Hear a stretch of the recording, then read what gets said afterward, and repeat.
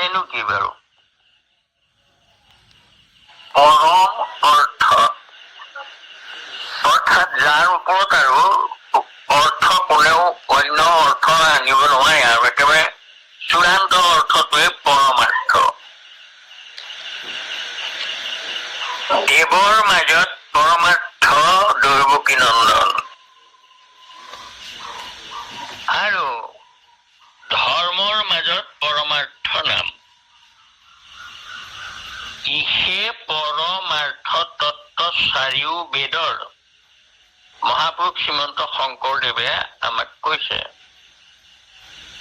ইহে পৰমাৰ্থ তত্ত্ব চাৰিও বেদৰ। চাৰি বেদৰ পৰমাৰ্থ তত্ত্ব হল কি? সমস্ত দেৱৰ ৰাজা কৃষ্ণেহে ঈশ্বৰ। গতিকে সমস্ত দেৱতাৰ ৰাজা কৃষ্ণ ঈশ্বৰ, আৰু সমস্ত ধৰ্মৰ ৰাজা মাধৱৰ নামে দুইটাই পৰমাৰ্থ পৃথিৱীত। আৰু ধৰ্মৰ পৰমাৰ্থ নাম, দেৱৰ পৰমাৰ্থ দৈৱকী নন্দন। আৰু সেই দৈৱকী নন্দনেই পূৰ্ণ ব্ৰহ্ম, অৰ্থাৎ বেদ, পূৰ্ণ ব্ৰহ্ম। বেদ শব্দই ব্ৰহ্মক বুজায়, আৰু সেই ব্ৰহ্মৰে অংশ কাৰণে জীৱকো ব্ৰহ্ম বুলি কয়। ব্ৰহ্ম পদে শুদ্ধ, জীৱকক হয় ঈশ্বৰ পৰম ব্ৰহ্ম। গতিকে পৰম ব্ৰহ্মই পৰমাৰ্থ। সেই পৰম ব্ৰহ্ম নিৰ্গুণ নিৰাকাৰ, আৰু সেই নিৰ্গুণ নিৰাকাৰ পৰম ব্ৰহ্মৰ সগুণ সাকাৰ হব লগা হল এটা উদ্দেশ্য লৈ। তেওঁৰ জন্ম নাই, তেওঁ জন্ম ৰহিত, কিন্তু তথাপিও তেওঁ আকৌ জন্ম ধৰে। কেলে জন্ম ধৰে? সহি জন্মে জীৱৰ জনম দূৰ কৰে। অৰ্থাৎ তেওঁ যদি অৱতাৰ নহয়, আৰু নহলে আমাৰ জীৱবোৰৰ জনমটো দূৰ কেনেকে হব? কাৰণ জীৱৰ জন্ম ৰহিত কৰিবৰ কাৰণে আমাক কিবা এটা উপাদান দিব লাগিব। তেওঁ কি দিব? এৰিলা পৃথিৱী কৃষ্ণে ধৰ্ম জ্ঞান লৈ, গৈলা বৈকুণ্ঠত ঐত গুণ নামত হৈ। অৰ্থাৎ তেওঁ গুণ নাম, তেওঁৰ লীলা আমাৰ মাজত থবৰ কাৰণে তেওঁ অৱতাৰ হৈছিলে। আৰু সেই পৰমাৰ্থ, আৰু তেওঁ অৱতাৰ হৈ এই যে লীলাখিনি কৰিব লগা হল, এই লীলাখিনি কেলে কৰিলে? সেই লীলাখিনিকে আমি সুঁৱৰি সুঁৱৰি, তেওঁৰ সেই ৰূপটোকে আমি সুঁৱৰি সুঁৱৰি, হৰিক সততে স্মৰা প্ৰজা, সমস্ত পুণ্যৰ ইহে ৰাজা, হৰি সুমৰিলে সিজয় পুণ্য কিংকৰ। নপাহৰিবাহা কদাচিত, শুনা কথাইটো বিপৰীত, হৰি পাহৰিলে সিজে পাপ নিৰন্তৰ। আমাৰ পাপে আমাক অধোগতি নিয়ে, পুণ্যই আমাক বৈকুণ্ঠলৈ নিয়ে।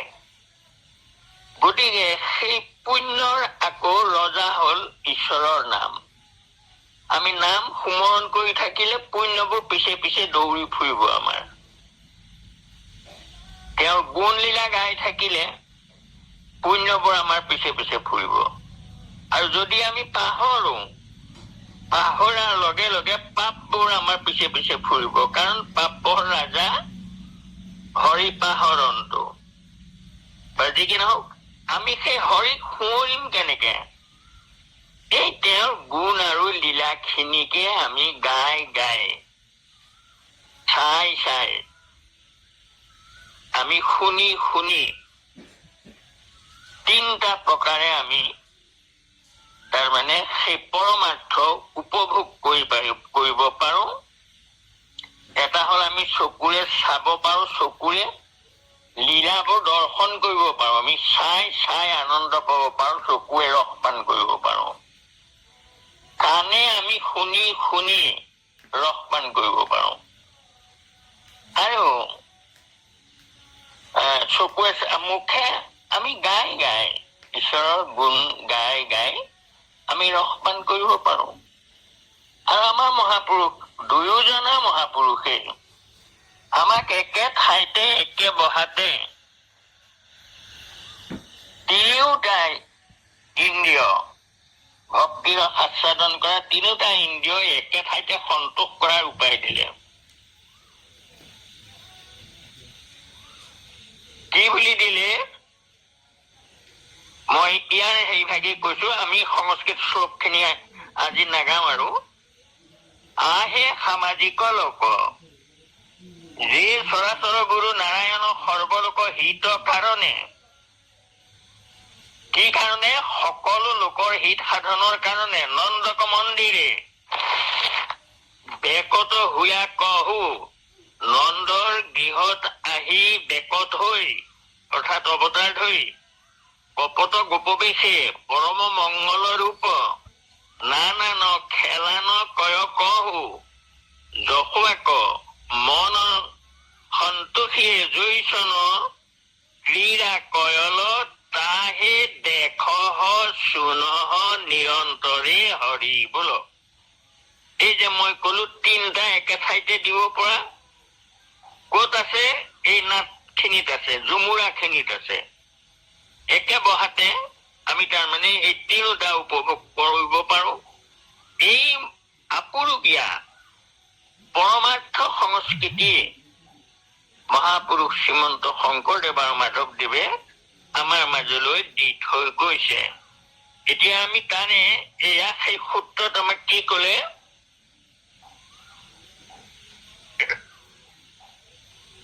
যে এই সামাজিক লোকসকল যিজন পৰমাৰ্থ চৰাচৰ গুৰু নাৰায়ণ, চৰ অচৰ সকলোৰে গুৰু, সৰ্বলোকৰ হিত কাৰণে, সকলো লোকৰ হিত সাধন কৰিবৰ কাৰণে নন্দক মন্দিৰে নন্দৰ গৃহত বেকত হুয়া কহু অৱতাৰ ধৰি কপট গোপবেশে পৰম মংগল ৰূপ, যিমান লীলা কৰিলে ধেমালি কৰিলে চবে ভকতৰ মংগল সাধন কৰিব।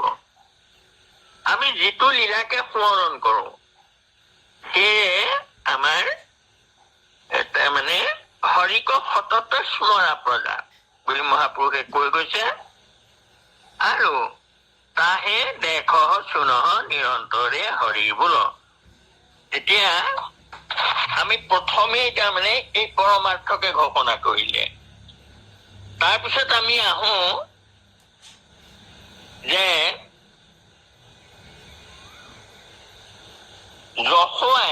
যশোদাই আকৌ কি কৰিলে? তাৰমানে এটা কাৰ্য কাৰণ নোহোৱাকৈ কাৰ্য নাথাকে। গতিকে কাৰ্য কৰিবৰ কাৰণে কাৰণটো প্ৰয়োজন হব, কাৰণ লাগিব কিবা এটা। যেনে ধৰক আজি আমাৰ আলোচ্য বিষয় অৰ্জুন ভঞ্জন যাত্ৰা। তেওঁ অৰ্জুন ভঞ্জন কৰিবলৈ তাৰমানে অৰ্জুন গছ ভাঙিব লাগিব, ভঞ্জন কৰিব লাগিব, এইটো কাৰণ। এতিয়া সেই কাৰণটো সিদ্ধ হবলৈ আৰু কিবা কিবি কৰিব লাগিব। কি কৰিব লাগিব? যে যশোদাই কৃষ্ণক বান্ধিব লাগিব। আকৌ বান্ধিলে নেবান্ধিলে তাৰমানে তেওঁ কুবেৰৰ তাৰমানে উদ্ধাৰ কৰিব নোৱাৰিব। গতিকে এয়া ঈশ্বৰৰ ইচ্ছা। মহাপুৰুষ মাধৱদেৱে এটা সুন্দৰ উদাহৰণ দিছে আমাক অৰ্জুন ভঞ্জন সম্পৰ্কে।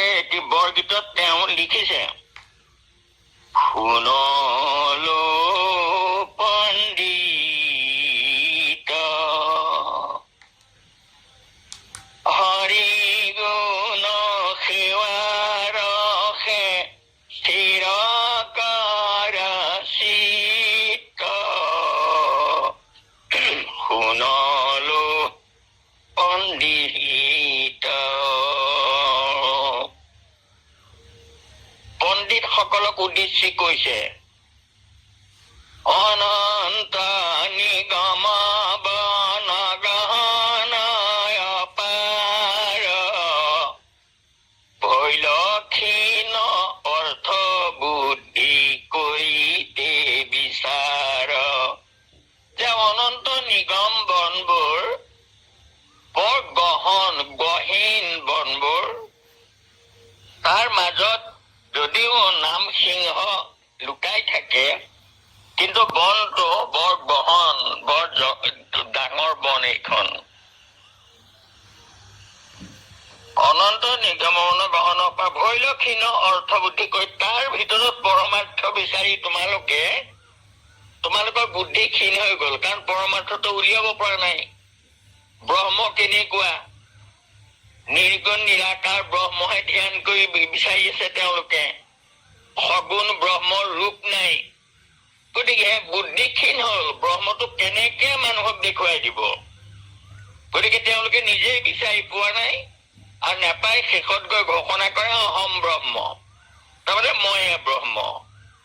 গতিকে সেইটোকে দেখি গুৰুজনে কৈছে যে তোমালোকে ব্ৰহ্মক কেনেকৈ দেখিবা, নিৰ্গুণ নিৰাকাৰ ব্ৰহ্মক। গতিকে সেইকাৰণে তোমালোক যে ক্ষীণ বুদ্ধি হলা, তাৰে দেখি মন দুখ লাগয় আমাৰ, কৰিও সাদৰ ইটো উপদেশ সাৰ। মই তোমালোকক এটা উপদেশ দিওঁ, শুনাচোন। তেওঁ উপদেশটো কি দিলে? তিনি গুণময় বেদ পন্থ পৰিহৰা, গোৱালীৰ ঘৰে গয়া ব্ৰহ্ম চিনি ধৰা। তিনি গুণময় বেদৰ বাদ দিয়া। মই ব্ৰহ্ম দেখুৱাই দিছো, তোমালোকৰ ব্ৰহ্ম চকুৰে নেদেখে, কাণেৰে নুশুনে, কথা কব নোৱাৰে। আৰু আমাৰ ভকতৰ ব্ৰহ্মক কি কৰিব পাৰে চোৱা, দেখুৱাই দিছো। তিনি গুণময় বেদ পন্থ পৰিহৰা, গোৱালীৰ ঘৰে গৈ ব্ৰহ্ম চিনি ধৰা। গোৱালীৰ ঘৰৰ ব্ৰহ্মক চিনি পোৱাগৈ, চিনাগৈ। সেই ব্ৰহ্মক কেনেকৈ চিনাব খুজিছে? অবুৰুখলে যাৰে বান্ধি থৈ চাতানি, পৰিবেদ শিৰোৰত অৰ্থ ভজা জানি। বেদৰ অৰ্থ শিৰোৰত্ন তেৱেই পৰমাৰ্থ। তেনে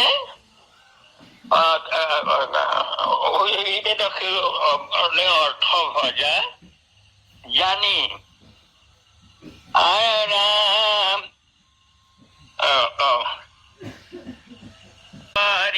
অনন্ত ব্ৰহ্মাণ্ডয় অধিকাৰী, ভকতৰ বৈষ্ণৱ হয় মুৰাৰী। তাতে সে বন্ধন হৰি লৈলা যশোদাৰ, তাতেহে বন্ধন হৰি লৈলা যশোদাৰ। সকলো নিগমৰ হয়, মই আজিকালি ফটকে পাহৰি যাওঁ বাৰু। হ'ব যে যশোদাই বন্ধন লব লাগে, কৰিব লাগিব, যশোদাৰ বন্ধন লব লাগিব। বন্ধনটো যদি নলয় তেতিয়াহলে তেওঁ আকৌ উৰুখল লগাই যমলাৰ্জুনক কেনেকৈ উভাৰি পেলাব। গতিকে আকৌ যদি যশোদাই খং কৰি তেওঁক নেবান্ধে তেতিয়াহলে এই কাহিনীটো কেনেকে হব? গতিকে এই গোটেই পৰমাৰ্থ খিনি একত্ৰ কৰিবৰ কাৰণে তাৰমানে এই নাট ভাগ আমাৰ আগলৈ মহাপুৰুষে আমাক দি দিলে। গতিকে এতিয়া আমি তাৰ ইয়াৰ নাটৰ মাজতেই সেই পৰমাৰ্থ খিনি আমি চাব লাগে। আহে গোৱাৰী খব, তাৰমানে যশোদাই গোৱাৰীবোৰে তাৰমানে কৰিছে, দধিমঠি আছে, তেওঁলোকৰ মুঠনটো তাৰমানে ঢিলা হৈছে, আৰু তাকে দেখি যশোদাই আহি আকৌ তেওঁলোকক গালি শপনি পাই তেওঁলোকক তাৰমানে আঁতৰাই পঠিয়াই নিজে মথনি ধৰি পেলাই দধিমঠিবলৈ হেঁপাহ কৰিলে। আৰে নন্দৰ ঘৰতনো কি অভাৱ আছে, তথাপিতো তেওঁ আকৌ নিজে মথনি ধৰা দৰকাৰটো কি? কিন্তু যদি মথনি ধৰি তেওঁ নকৰে তেতিয়া কৃষ্ণই আমনি নকৰিব। আকৌ কৃষ্ণই যদি আমনি নকৰে তেতিয়াহলে জগৰটো কেনেকে লগাব? গতিকে জগৰ লগোৱাৰ যদি নলগাই বান্ধিব কেনেকে? আকৌ যদি নেবান্ধে তেতিয়া নাৰদৰ পানীখিনি কেনেকৈ ৰক্ষা হব? এই কথাবোৰৰ কাৰণে তাৰমানে এই পৰমাৰ্থ, কৃষ্ণৰ লীলাখিনি পৰমাৰ্থ। আমি আৰু আপোনালোকে এইটো হেৰিয়াতে জানে যে এই যমলাৰ্জুন তাৰমানে নাৰদৰ সাপত এওঁলোক মণিগ্ৰীৱ আৰু আপোনাৰ নলকুবেৰ এওঁলোক দুইজন তাৰমানে হেৰি আছিলে, এই শিৱৰ অনুচৰ আছিলে। কৈলাশত তেওঁলোকে কি কৰিছিলে, নাৰদদেৱ গৈছিলে, যাওঁতে দুয়োজনে আৰু স্ত্ৰী সকলো লগত লৈ তাৰমানে উলংগত হৈ তেওঁলোকে স্নান কৰি আছিলে বিবস্তে। তাৰ নাৰদক দেখাৰ লগে লগে তাৰমানে স্ত্ৰী সকলে দৌৰি আহি নিজে তাৰমানে তেওঁলোকৰ কাপোৰ পিন্ধি দিলে। কিন্তু এওঁলোক দুজনে কি কৰিলে, শ্ৰী মদে অন্ধ আৰু মধ্যে অচেতন। তেওঁলোক শ্ৰীমদত অন্ধ আৰু লগতে মধ্যে অচেতন। হৃ মধ্যাত বিনশ্যতি, মদ খালে জ্ঞানবোৰ নষ্ট হৈ যায়। গতিকে দুয়োটা হল, এটা শ্ৰীত অন্ধ হল, এটা মদ খাই অচেতন হল।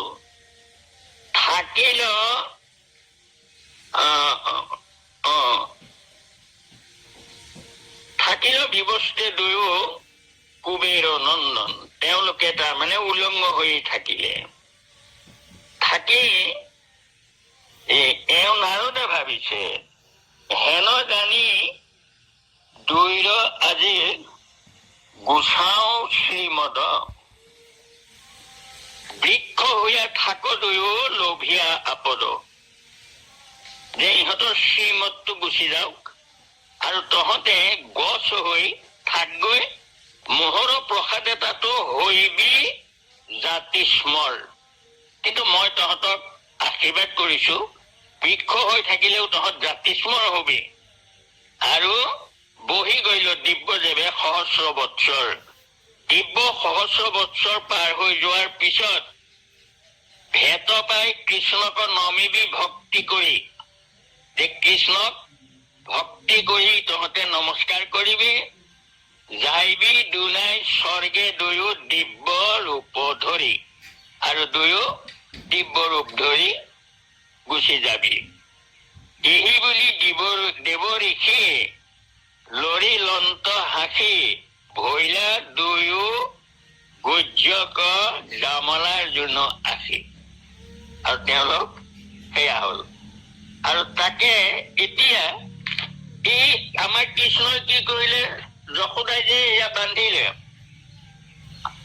বান্ধি পেলাই তাৰমানে কাহিনীখিনি হেৰি নকৰো আৰু, যে যশোদাই বান্ধিলে। কিন্তু বান্ধোতে এনেকুৱা হৈছে যে ভগৱন্তৰ মায়া দেখুৱাই আছে তেওঁক, যে ইমান বান্ধিছে, ঘৰত যিমান জৰি আছে চব আনি বান্ধি আছে। তথাপিতো দুই আঙুলে নাতে, দুআঙুলেহে নাতে। আকৌ ইডাল জৰি আনি হেৰি কৰে, আকৌ পাকটো মাৰোতে আকৌ দুআঙুল নাতে। আকৌ তেনেকৈ যিমান জৰি আছে চব দুআঙুলে নাতে। এই দুআঙুলটোৱে কিয় নাতে? তাৰমানে যশোদাৰ মই আৰু মোৰ এই অজ্ঞানতা দুটাই তেওঁক তাৰমানে মহান্ধ কৰি ৰাখিছে। মই যশোদা, তেওঁ ভাবে মই যশোদা মোৰ পুত্ৰ স্বামী, কৃষ্ণ মোৰ পুত্ৰ, নন্দ মোৰ স্বামী, এই মই মোৰ। এই দুটা ভাৱ যেতিয়ালৈকে নগলেগৈ, যেতিয়ালৈকে যশোদাই নিজে হাৰ নামানিলে, বুজি নাপালে যে মোৰ পুত্ৰ মানুহ নহয়, এওঁ মোৰ স্বামী, এওঁ ঈশ্বৰ, এই জ্ঞানটো নোহোৱালৈকে তাৰমানে যশোদাই যিমান পাৰে জোৰা দিলে জুৰি, নাতিলে।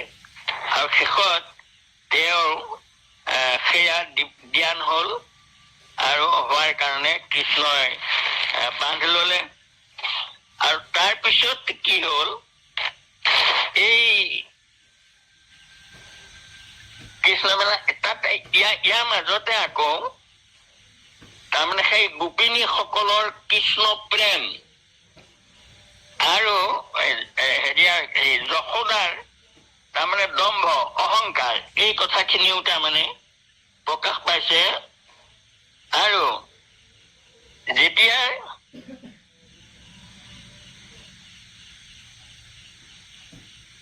বন্ধাৰ পিছত কি হল,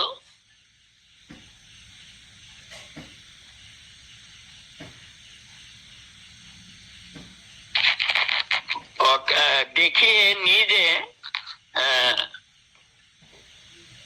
বলয়ে লাগিল, শ্ৰীকৃষ্ণ মাকক শ্ৰম দেখিয়ে নিজে বলয়ে লাগিলে। তাৰমানে মাকৰ বান্ধিব যে পৰা নাই, নোৱাৰাৰ কাৰণে মাতৃ যে তেওঁৰ তলনীয়া মাতৃ হৈ গৈছে। হামো পৰম ঈশ্বৰ লক্ষ্মীৰ নায়ক, ইহাৰি গৃহে ভকতিৰ বৈশ্য হৈয়া ৰহলহি। হামো হামাক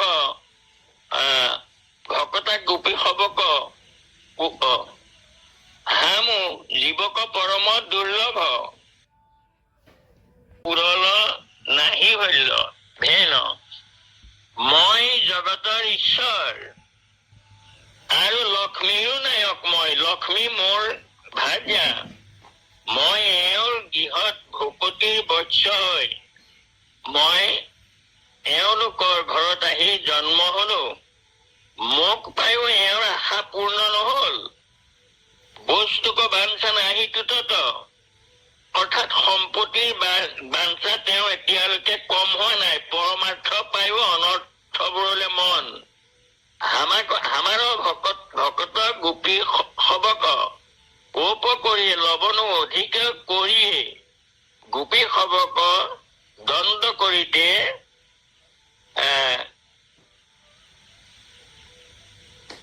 কি কৰিলে, কৃষ্ণ গোপী সবক দণ্ড কৰিতে অতয় শ্ৰম কৰিতে লাগল, ইহাংক আজি লবন তুলিতে নাহি দেৱাব। আৰু তেতিয়া যে মই নিদিওঁ এই বুলি ভাবি কি কৰিলে, আমনি কৰিবলৈ ধৰিলে। আৰু আমনি কৰি ধৰিয়ে আৰু তাৰ পিছৰ কথাখিনি আপোনালোকে জানেই, যদি আমনি নকৰে তেতিয়াহলে তাৰমানে তেওঁক ঠেকেচা মাৰি নথয়, আৰু যদি নথয় তেতিয়াহলে কি হব, তেতিয়া তেওঁ সেই লবনো ভাণ্ড চাণ্ড নেভাঙিলেহেঁতেন, আকৌ নেভাঙিলে আকৌ তেওঁক তাৰমানে বান্ধিবও নোৱাৰে, তেওঁক বান্ধিবলগীয়া হল। গতিকে এই গোটেই লীলাখিনি একেলগ কৰি পেলাই তাৰমানে আমাক সোঁৱৰণ কৰিবৰ কাৰণে মহাপুৰুষ মাধৱদেৱে ইমান সুন্দৰকৈ এই কথাখিনি সজাই পৰাই আমাক দিলে। গতিকে ইয়াতে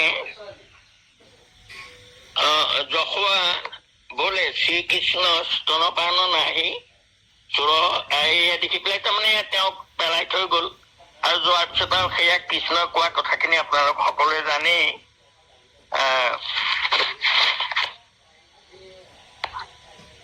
ইয়াত আপোনাৰ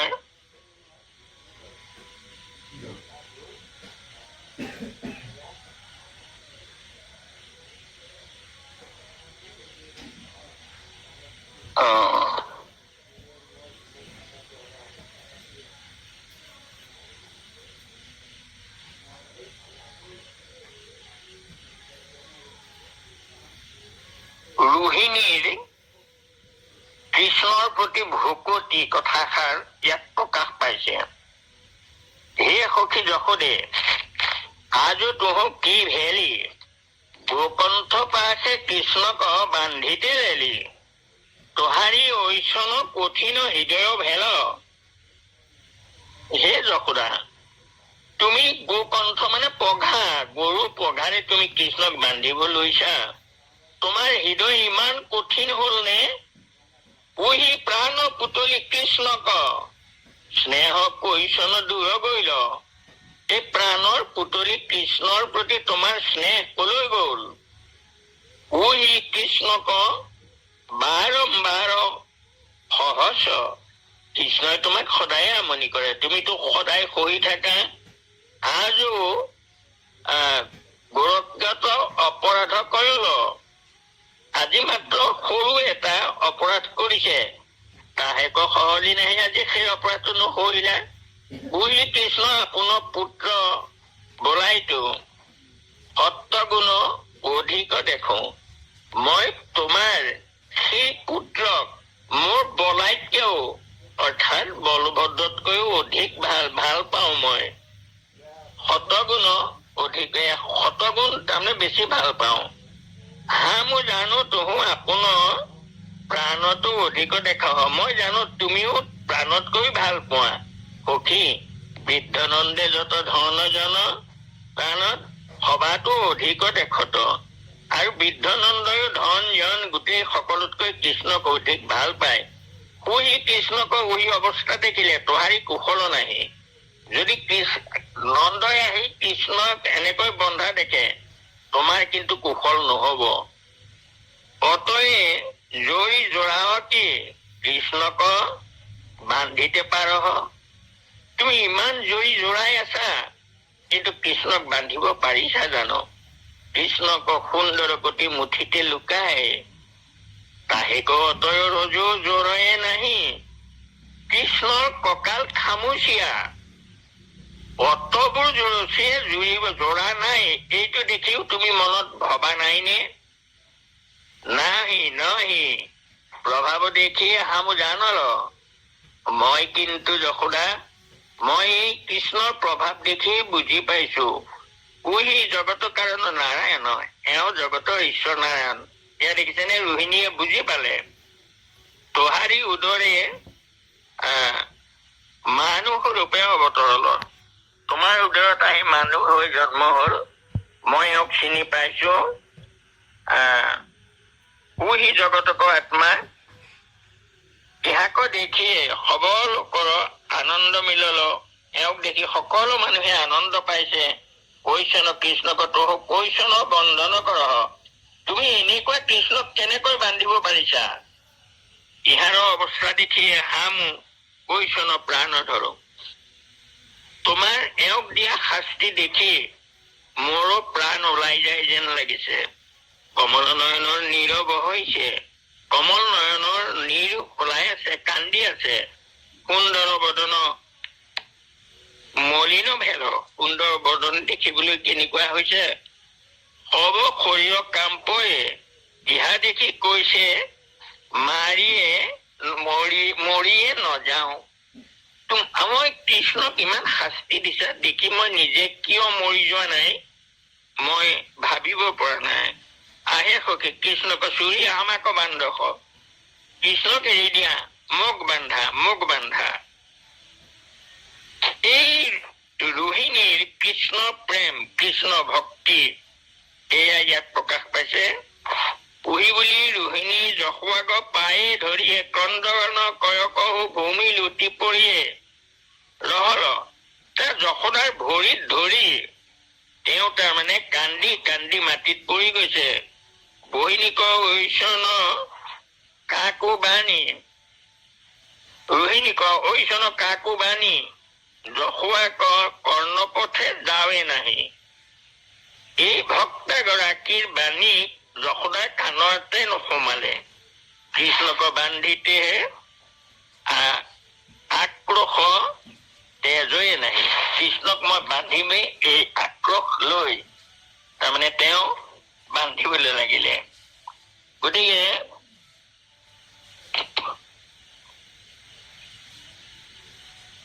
তাৰপিছত গোপীসকলে আহি সেই বান্ধিবলৈ থাকোতে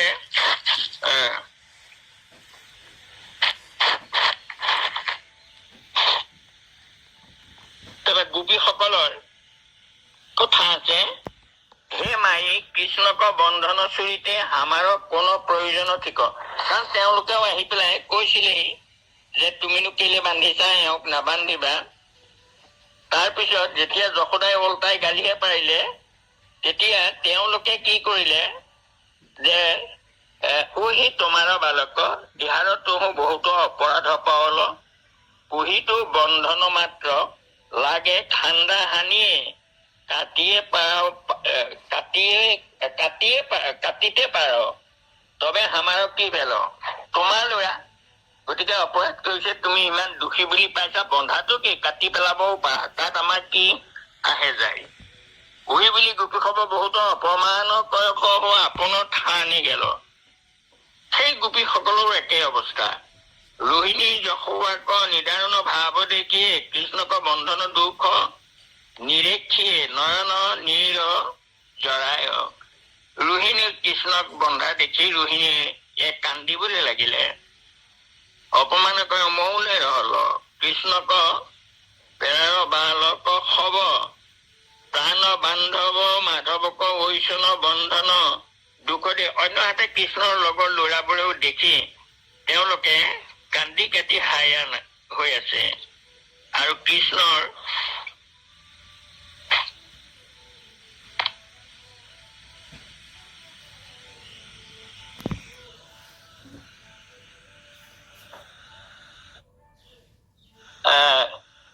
ব্ৰহ্মক নিতান্ত বিচাৰ কৰিতে বুদ্ধি পঢ়িতে সব শৰীৰ ক্ষীণ ভৈল।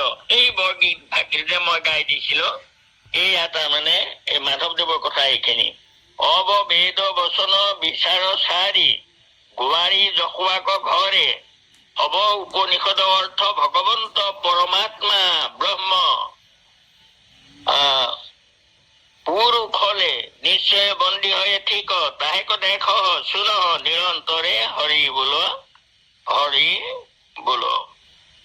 আৰু তাৰপিছত কৃষ্ণই কি কৈছে, এয়ে পৰমাৰ্থ দেখো আজো হামো ভকতক হাতে আপোনে বন্দী হইয়া কহু, বন্ধ জীৱক সংসাৰ বন্ধ চোৰণ কৰব। এয়ে পৰমাৰ্থ, নিজে বান্ধ খাইছে আৰু ভকতক বন্ধন মুক্ত কৰিব। এই পৰমাৰ্থ এয়া নাথল। এই পৰমাৰ্থ কৃষ্ণৰ নিজ মুখে বেকত হৈছে। কি কৈছে চাওক,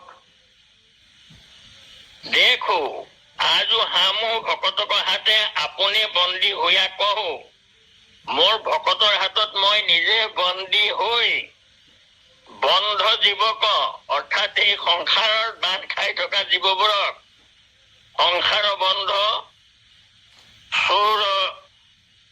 চোৰণ কৰব, সংসাৰ বন্ধৰ পৰা মুক্তি দিম। ব্ৰহ্মা আদি যত দেৱতা ঠিক আছোক আনক বন্ধ চোৰব। ব্ৰহ্মা আদি যিমান দেৱতা আছে কোনেও এই ভকতৰ বন্ধন চোৰাব নোৱাৰে। আপোনাৰ বন্ধন দূৰ কৰিতে নাহি পাৰত, ব্ৰহ্মা আদিয়ে নিজৰ বন্ধনকে দূৰ কৰিব নোৱাৰ। ইহা জানি সবলোক আমাক পৰম ঈশ্বৰ মানি কৃষ্ণৰ নিজৰ বাণী এয়া। আমাক ঈশ্বৰ মানি ভকতি কয় কহু, সকলোৱে ভকতি কৰা সংসাৰ ঘোৰ নিকাৰ তৰব। মই এই লীলা কৰিছো তোমালোকক সংসাৰ নিকাৰৰ পৰা উদ্ধাৰ কৰিবৰ কাৰণে। কুবেৰক পুত্ৰ দোহ একক নাম নৰ কোবৰ, অপেৰ নাম মণিগৃহ। দোহ দেৱতা নাৰদৰ সাপে উহি জমলাৰ্জুন হৈয়ে ৰহল। ঠিক নাৰদক বৰদানে উহি বৃক্ষ জন্মতে আমাক স্মৰণ কৰ। ঠিক মোক সেয়া স্মৰণ কৰি আছে নাৰদৰ বৰত জাতিস্মৰ বৃক্ষ জীৱনতো পাৰে মোক চিঞৰি আছে আজো হামি পৰম ভকত নাৰদক বচন। এইটো এটা ভকতৰ বাক্য ৰক্ষা কৰিবৰ কাৰণে ভগৱন্তই বন্ধন লৈছে। ভকত নাৰদক বচন সাফৰিয়ে উহি দুইক দুখ দূৰ কৰাব। আৰু তাৰমানে সেৱা কৰি মাত্ৰ ভকতিহে আশা কৰো, তোহাৰি অচিন্ত প্ৰভাব উহি জগতক বাহিৰে ভিতৰে অন্তৰ্যামী ৰূপ। তুমি এই সকলো জগত তুমি হৰি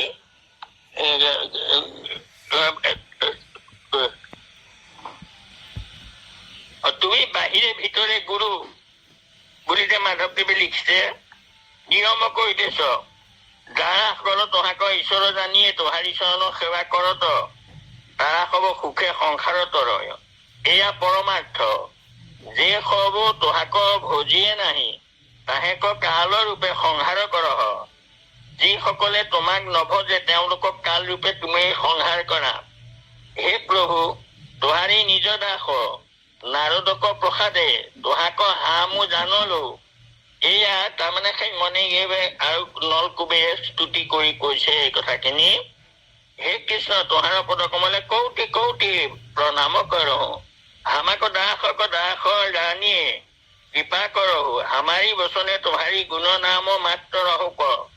এয়া পৰমাৰ্থ অন্য একো নালাগে, মাত্ৰ তোমাৰ গুণ নাম মোৰ মুখত থাকক। আমাৰ কৰ্ণদোহ তোহাৰ কথা শুনিয়ে ৰহুক।